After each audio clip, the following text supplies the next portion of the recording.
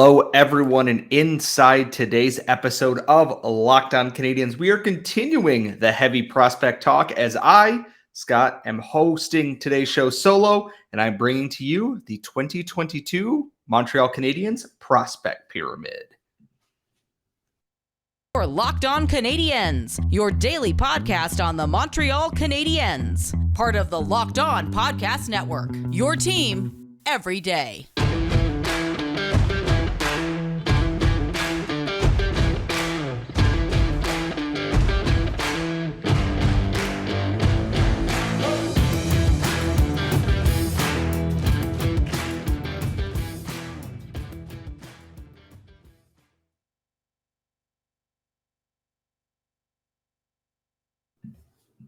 Hello, everyone, and welcome to episode 675 of Locked On Canadiens. As always, thank you for making us your first listen of the day or your first watch if you are watching on YouTube. As you can tell, my wonderful co-host is not here today. She has a family wedding, so I am solo hosting today's show, and I know that is a surprising thing for a lot of people. I have not done one of these in a while, but my thought today was I wanted to have a little bit of fun with today's show, and I know it's the middle of summer. Yes, we have talked about the Sean Monahan trade and everything else and Carey Price going into last week. Going into our Friday episode, we were able to discuss that, and we will have much more on that, I am sure, as things progress here. But with the World Juniors now over, Joshua Wan, Team Canada, claimed a gold medal on Saturday night. Jan Mysak and the Czechs came up short in the bronze medal game. And I believe it was Petteri Nurmi and Oliver Kapanen obviously finished second for Finland, getting a silver medal in this tournament, leaving us less than a month until the rookie showcase in Buffalo, New York, here at the Harbor Center. And my thought was, I have to host an episode, not a lot going on. So what if we talk about the Montreal Canadiens Prospect Pyramid? As you know, I am part of the Habs Eyes on the Prize Top 25 Under 25. That series is ongoing. This does not overlap with that because inside the prospect pyramid, I put a couple of things in place besides the, age limit. I took that prospect list that we used to decide all the votes and everything else in the top 25 under 25 and applied it to this pyramid with three notable exceptions. Nick Suzuki, Cole Caulfield, and Kirby Dach are all not part of this, because they are NHL players already at this point. They are not prospects. They are here. They are what they are going to be. They're going to get better, obviously, but they are no longer what you could consider a prospect. And to be quite honest, I kind of struggled with putting Michael Pezzetta on here as well. He's a little bit older. He does have NHL experience. Now he has a couple seasons of AHL experience and all that, but he is on this list. And I'm going to put up a graphic on the screen here. And sorry if you're listening, I'm going to explain this as best, but it is a 5-tiered pyramid right now as we're looking at this. And tier 1 is an NHL star immediate impact. Tier 2 is a top 6 forward, top 4 defenseman potential, or soon to be impact player. Number 3, tier 3, top 9, top 6 D potential, starting goalie potential. Tier 4, depth piece, bottom 6 forward, bottom pair D, and then Tier 5, AHL tweeners, and everybody else.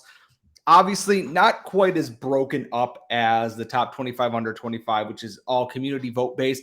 This was based solely on vibes and my thought. And the biggest thing for me is I look at this, and I will get into the tiers in our second segment a little bit, is it was very hard how to place everybody in this because there are so many prospects now. Everybody else covers a big chunk of what this Canadiens prospect pool has right now because there's a lot of guys that we don't quite know yet. Take like an Adam Engstrom or an Emmett Croteau who were just drafted that most of us have not seen them play at all at this point. Petteri Nurmi, etc.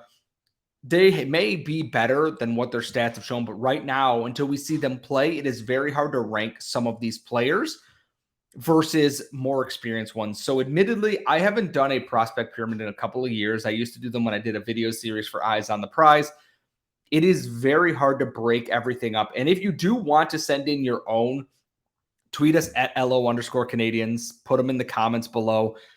It is very difficult to kind of put everything in here because there's a lot of potential in this Canadiens organization, But the biggest thing is, and I know we're going to have some people ask, why isn't this player in tier 1? NHL star immediate impact. I look at this and I go, because I'm borrowing this from Steve Dangle of the Steve Dangle Podcast Network. Tier 1, that top of the pyramid, is your Austin Matthews type players that are coming in that haven't played in the NHL yet. I am talking like superstar potential, immediate top NHL impact. If Caulfield and Suzuki were still in this, in my own way of doing this, yes, they would be in that top realm, but they are no longer what I would consider actual prospects in this system right now. Going into last year, had I done one of these, yes, I would have put Cole Caulfield there without even a second thought. But Nick Suzuki, Kirby Dach, Cole Caulfield are not in that. And beyond that, there are a lot of really good pieces, and it's a lot of potential, but there is no guarantee. And for full disclosure, because we will talk about Slafkovsky here in a little bit, Shane Wright would not have made that top tier either. I think Shane Wright is going to be a very good NHL player. I do not think he would be superstar. I'm talking like immediate. We're talking Hart Trophy, Rocket Richard caliber player. The Canadiens do not have one of those yet. Do I think that they have guys who could grow into a star in these positions? I absolutely do. And admittedly, I have not seen all these prospects play as much as I would like to. A lot of my focus is centered on North America, the AHL, guys in the CHL, the NCAA and such. I don't have the same breadth of knowledge of seeing guys that play in Europe, in all of the other leagues there. I follow people who do, and that is why they are guests on this show quite frequently. I am very excited to kind of break this down just because I haven't done something like this in a while, and it is such an interesting concept because it's you learn a lot about your cognitive biases. And admittedly, like I said, I know a lot more about the guys playing in North America and such. We're going to dive into tiers 1 and 2 and my reasoning behind those, all coming up in our next segment. But first, you're hanging out with some friends, putting back a few drinks, and a few becomes a few too many, and evening comes to an end and people start to head out, and you think of calling for a ride. Nah, you live nearby, you can make it home okay, it's no big deal. What are the odds you'll get pulled over anyway? And even so, what's the worst that could happen? Your insurance goes up, you lose your license, you lose your job, you total your car, you kill someone? Everyone knows about the risks of driving drunk. The results are tragic and often deadly. However, that still doesn't stop everyone from getting behind the wheel while under the influence. And that's why police officers are out there right now looking for impaired drivers on our roads to save lives. So if you think you're okay to drive after a few drinks, think again. Play it safe and plan ahead to get a ride. It only takes one mistake to change your life or someone else's forever. Remember to drive sober or get pulled over. We are back. It is the Montreal Canadiens prospect pyramid with me. I am Scott Matla. I am one of your hosts. I am solo hosting today. The Active Stick will be back for Wednesday when you're going to touch on the mailbag questions or anything else that comes in. So I'm going to put up this chart again. And for those listening, I am going to describe it. We will tweet this chart out on the Locked On Canadiens account as well. As we said, tier 1 is NHL star, immediate impact, a Connor McDavid type player. And as you can see, we have the Dinkelberg meme here because this is where I would put one if I had one. We do not have that type of player right now. That does not mean I do not think that there are members of the Montreal Canadiens organization who could easily become that. I look at this draft class that they just had, and they swung big on high impact players. Guys like Lane Hutson, a Juraj Slafkovsky, even Philip Mechar. All the talent is there to truly become a high-end impact player, but they are not a guarantee. Nothing is truly guaranteed in this, but you look at a Matthews, a McDavid, a Crosby, etc., who come into the league, you can tell that they're going to be there. And that's what that top tier is reserved for right now. I don't think it's an issue that the Canadiens don't have someone there right now. A lot of teams do not. And I look at Montreal's approach to this and going, we want as many cracks at the prospect ball as we can get. And they have done that very well in the last couple of drafts, dating back to when Mark Bergevin was here and started acquiring more second and third round draft picks and just collecting everything. Them giving themselves as many chances at other pieces to build a very solid, well-rounded lineup instead of one with very top end, very low end, and it's top heavy, kind of like we've seen in Toronto a little bit, I think is a very fair way to do it. It's not perfect and there's no guarantees, but I'm not opposed to it. And then we switch into our tier 2 here. And as I look at tier 2, I have 3 names in there right now: Juraj Slafkovsky, Caden Gooley, and Justin Barron. And I know we might think, Slafkovsky has all this talent in the world. I do not think he's here yet, but I do think he is a very much, or has the potential to be a huge top 6 piece for this Canadiens team going forward. He has the tools. He has the confidence. He has the physical gifts. He's gigantic. If you saw the photos of him at the CF Montreal game with Jack-Eye, with Gooley, with Meshar, he's a giant Slovak murder child. And I cannot wait to see what he does because he's played against men already. He's been doing that in the Slovak League. He did that in the Olympics. He did that at the World Championships. And then obviously in World Juniors where he played in his own, I guess, weight class is the way to put it. He's still thriving. Yeah, his numbers in Liga look a little bit rough, but the potential is there for him that if he develops, and with the Canadiens placing an emphasis on player development, he's going to become a potential monster. He's not going to be an Eric Lindros or anything like that, I don't think. But I think if you took Yoel Armia and gave him maybe a little bit more confidence to use his gifts, you have a guy who could be 20 goals, 20 assists, 25 goals, maybe depending on how much he's developed his skating. All the gifts are there and all the tools are there to make him just an absolute monster on the ice. I'm excited to see him at the rookie showcase because I know all eyes are going to be on him for good reason. Look at him. You're not going to be able to miss him out there. And then Caden Gooley is thought to be the potential savior of this defensive group.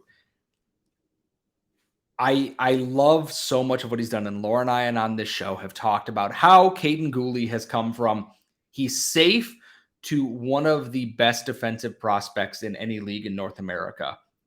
He plays a mean physical style, but he's not that old school kind of player where he's out of position.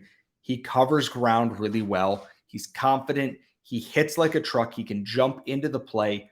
He's so versatile that it's hard to not be a big fan of what he does.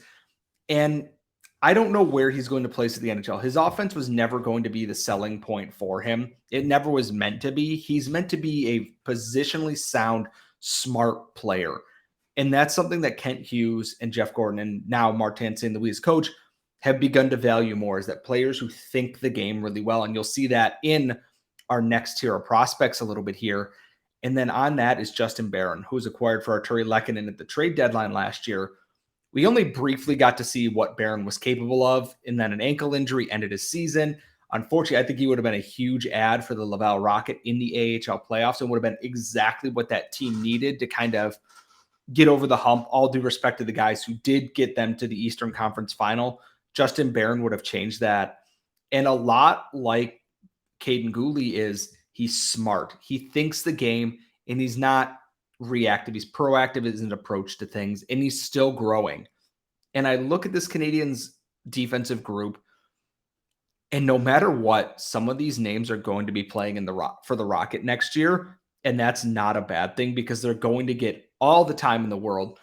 And Justin Barron is the one that I'm most excited about. I don't think he's going to magically turn into a top pairing defenseman overnight. I do think in a couple years' time, as he develops and grows into his game and gets more confident at the NHL level, a Jeff Petrie light might not be the worst thing in the world for him. I don't know if he's going to be asked to play as much of the minutes that Petrie played as they try and balance out the defense, but I think he's got the smarts, the skating style, and the offensive prowess to become a solid top 4 piece for this team.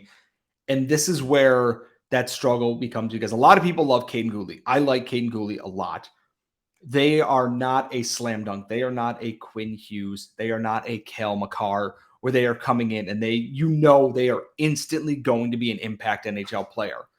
There's going to be some bumps in the road here. There's going to be some struggles. That's just part of players growing up in this.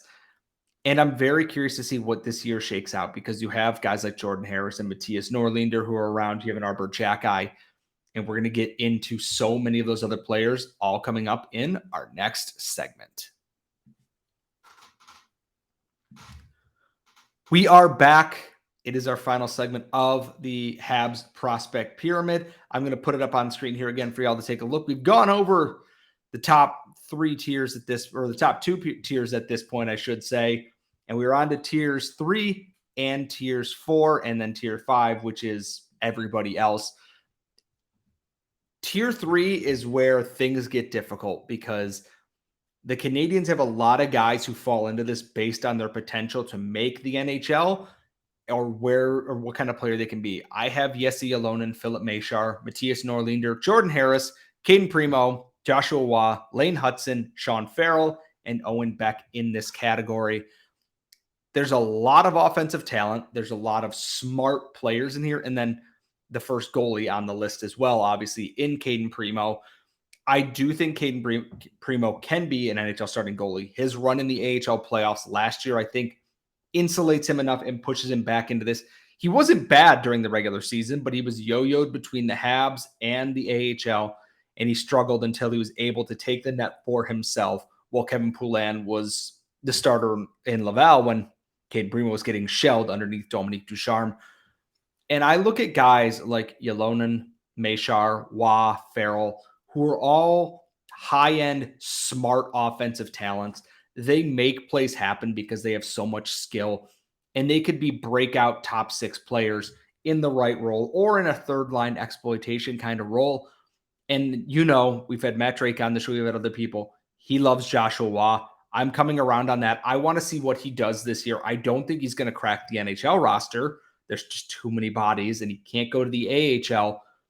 So I think the next thing is, what can he do in the QMJHL this year to take that next step? Because if he lights it up again, talking 100 points plus again, he's going to move up into that second tier. And I think it'd be hard-pressed to not do that. And the same goes for Sean Farrell. Sean Farrell had a really strong USHL season when it was supposed to be his freshman year at Harvard. COVID wiped that out. He got to Harvard and had an extremely good season there. He's so smart. He reads plays really well. And he's not big. He's not an overly large player, a lot like Philip Machar is, but they use their smarts to find the right areas of the ice to be in and make things happen. And Owen Beck is on here because I think he's probably, outside of Gooley and on this list, is the safest bet to probably make the NHL in the future. Will it be exciting? Potentially no. Do I think he's a very smart player? We talked with Lauren Kelly about him. We've talked with some other scouting people. Everybody loves Owen Beck a lot. He's smart. He reads the play well. And he just knows where to be. And he's only played one OHL season. COVID wiped out one of them. He has room to grow with Mississauga this season. And I think he's going to do just that. I think he's going to turn a lot of heads. We look at a guy like Ty Dellandrea, who was drafted by the Dallas Stars. He had a very strong OHL season, a Connor McMichael type, where they were smart and were able to use their smarts and ability to find the best areas on the ice. And to shift from this, we have 2 defensemen in here, or 3 defensemen, I should say. And Jordan Harris being in this third tier, I think, is going to ruffle a little bit of feathers. And I say it as this: Jordan Harris is a stable NHL defenseman. He will not be flashy. He will not make crazy plays end to end, but he's going to put himself in the best position defensively, offensively. He knows where to be. He knows how to make a breakout pass. He's only played a handful of NHL games at this point, but what I saw at Northeastern is a guy who can skate, a guy who knows how to lead on the ice as a captain, and just knows what he needs to do to help this team succeed. I think a bottom 3 defenseman out of that, 4, 5, or 6, is his, peak ceiling, and that's not awful. I think he has the smarts to be more. His positioning will get him more minutes. Matthias Norlinder is a very interesting question. European media have talked about how he's been trained with NHLers. He's gotten bigger. He's worked on so much else. He is a guy to keep an eye on. He might start the season in Laval. He might start the season as the Habs 6th defenseman. We don't know. He battled through a lot of injuries last year, including a concussion in the playoffs, where he was playing quite well for the Rocket until a goon cheap shot at him at the end of a blowout game. And that's that. And then Lane Hudson. In this podcast, we love our short king, Lane Hudson. arguably the most dynamic defensive prospect the Habs have had since, I don't want to say Nathan Beaulieu, but Nathan Beaulieu was a very good QMJHL prospect. He might be the most exciting high ceiling pick on defense since PK Subban. And I don't think it's a stretch. He has all the talent to make that happen. It's just his size might hold him back. But as we've seen, that doesn't stop Quinn Hughes. Didn't stop Victor Mete from making the Canadiens, rightly or wrongly in that regard. So that third tier is, these are guys that are likely to shoot up in the next year because they are in their prime growing season, so to speak. And now into tier 4, where I know there's going to be a lot of debate here because there's a lot of names people like, myself included, and there's flashes, but there needs to be growing. And right now in that tier, there's Raphael Harvey-Pinard, Riley Kidney, Jan Mysak, Luke Tuch, Ty Smilanic, Michael Pezzetta, who I think we could probably actually remove from this list. I put him in there because he didn't have a full NHL season, but he mostly had a full anyways. Logan Mailloux, Arbor Jacki, Jaden Struble, Vincenz Rohr, Emil Heineman, Frederick Disho, Jakob Dobish, and Oliver Kapanen. The two goalies I'm very excited about. Disho is now playing at Frölunda. Jakob Dobish was one of the best goalies in the NCAA last year. There is a lot of potential for the Habs to find 2 potential starters or 1A, 1Bs in those guys right there in this tier. I am not a goalie whisperer. I am not a goalie analyst. I don't always know everything.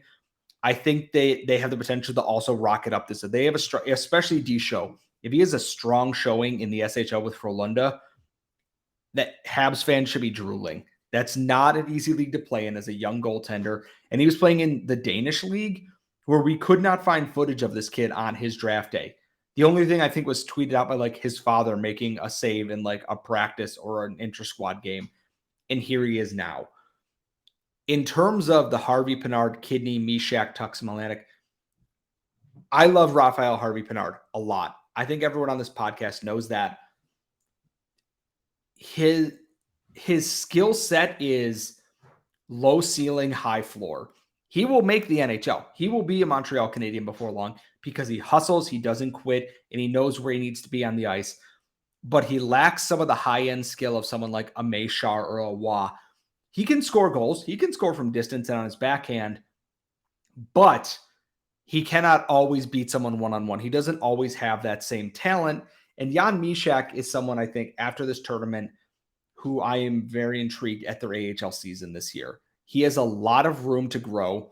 Some people are like, he should have been better this year. He got demoted a line in the OHL because Mason McTavish came in, and then he was on a line with him, and then taken off that line and this and that. I do not think he is a center at the professional level. I think he will be a winger. I think it will be a reliable winger. It's the same thing with Riley Kidney, is that Kidney got a lot of his money on the power play in the QMJHL, a high-scoring league. He has to follow that up now with another very strong year. He's going to need to be a leader on the Teton and a Katie Bathurst to make that work. And then Luke Tuch and Ty Smilanic are two names that I look at this and I go, Tuch has all the physical gifts, but the health hasn't been there and the form hasn't been there, to borrow a term from soccer. Is he had a really strong stretch for a couple of games, and then he went goalless, I believe, for like 13 games or something. That's a tough pill to swallow for a guy who was drafted ahead of Jan Mysak, who was leading the Czechs in goals in this tournament, the under-20 tournament here. And Ty Smilanic is someone who I think a lot of Habs fans will expect to see in a Canadiens or Rocket uniform at the end of this season. He's going into his third year of NCAA eligibility. He is transferred to the University of Wisconsin under Tony Granato. Tony Granato. Don Granato is in Buffalo. And he's got speed. He's got tenacity. He wanted more ice time than he was getting at Quinnipiac. So he transferred to Wisconsin, where he's going to get that. And now it's put up or shut up kind of time here. And for the defensemen, there's Mailloux, Jacki, Struble, and Rohr. Or not Rohr. Rohr is a forward. I am sorry about that. I have so many names listed in front of me. I am doing my best to try and put all this together for you. I look at their names here and I go, Mailloux has physical gifts. He has that physical play that people like. And I understand in a hockey sense why Marc Bergevin thought it was a good idea. Everything else about it was terrible. I still think he should not have been picked, even if for everything else going on, and that's how I'm going to leave that. But he's only played 12 games this year, or in the last 18 months, and he got injured again. And he doesn't have, every scout we've talked to says, yeah, the physical gifts are there. The hockey IQ is lacking a little bit. To be a defenseman who likes to play an aggressive style, you have to have the hockey IQ to match where you need to be. It's why someone like Jordan Harris is so successful. Is they aren't the most aggressive because they pick and choose their spots. Arbor Jacki falls into that same realm where he is a physical monster, one of the meanest players in the OHL, one of the scariest guys in the OHL to play against. He's got to rein in some of the extracurriculars, or he's going to be off the ice more than he's on it, and he isn't going to get a chance to develop. He's someone that the AHL is going to be a test. I look at, and I've said this before, and people got mad, that Jared Tenorti in the AHL, to try and keep his ice time under a previous regime that was bad at player development, engage in nothing but physical fights and this and that. Jacki has very good talent. He can rush with the puck. He can skate. He can hit. He can obviously fight. He can handle himself in the defensive zone. If he can get his positioning and his timing down where he doesn't always put himself out of position going for a hit, he's going to be a fearsome defender. And I think JF Houle and the Rocket coaching staff are going to love that. I look at Rohr here. I look at Heineman. I look at Kapanen. There's potential there. Rohr is someone that Tony Ferrari loves. He's an Owen Beck type smart player. I'd like to see more offense from him. He did lead the Ottawa 67s in scoring last year. He outscored Tyler Boucher, who was older than he is and was drafted 10th overall, lest you forget. And Heineman is someone that is already back in Europe. It was NHL or Europe for him, and that's fine. If he doesn't want to play in the AHL and wants to play in a men's league in Europe closer to home, totally understand, because I don't think he would crack the Habs roster right now. And then everybody else here, this is your Engstroms, your Nurmies, your Croteaus, your Blake Biondis, guys that feel like long shots just because there isn't enough to go on, or we haven't seen enough yet. And you can easily climb out of that everybody else tier very quickly. I think Blake Biondi will be out of that tier next year. He had a very strong year at Minnesota Duluth, and I think he's going to climb out of there. A lot of these guys, though, they might just be an AHL tweener. They might be an AHL star. The quadruple A players like a Charles Hudon or a Chris Terry, like they can light up the AHL. At the NHL, they might put up a couple of goals here or there, but that's about their ceiling. I had a lot of fun coming up with this. It's also very stressful because the Canadiens' prospect pool depth has so many pieces into it, but it lacks that superstar talent. Now that Caulfield is out of the NCAA and is a regular player, they're waiting on that guy to become that budding true superstar. And I think Slafkovsky can be that guy if he develops properly and is treated properly. And I think this Canadiens organization will do that for him. But I guess we have to wait and see. The rookie tournament is less than a month away. That kicks off September 14th, I believe, at the Harbor Center in Buffalo. Tickets should be dirt cheap if you're in the area and want to go. I'm hoping to get credentialed to cover that. If you see me there, say hi. Don't be weird. As always, if you want to follow us, we are on Twitter at @LO_Canadiens. We want to see your prospect pyramids. Tell me how I was wrong nicely, please. I tried my best to try and keep this all together and throw something together for y'all. So send us your prospect pyramids at @LO_Canadiens in the comments here on YouTube. We'll look some of those over, talk about some of those on another episode. My co-host is not here, but you can follow her at The Active Stick. You can follow myself at Scott Matla. Please make sure you're subscribed on YouTube. We really, really appreciate that. When you're done checking us out, please check out Locked On NHL, where all of our local experts have you up to date on all the goings on around the NHL and elsewhere. And we will see you all next time.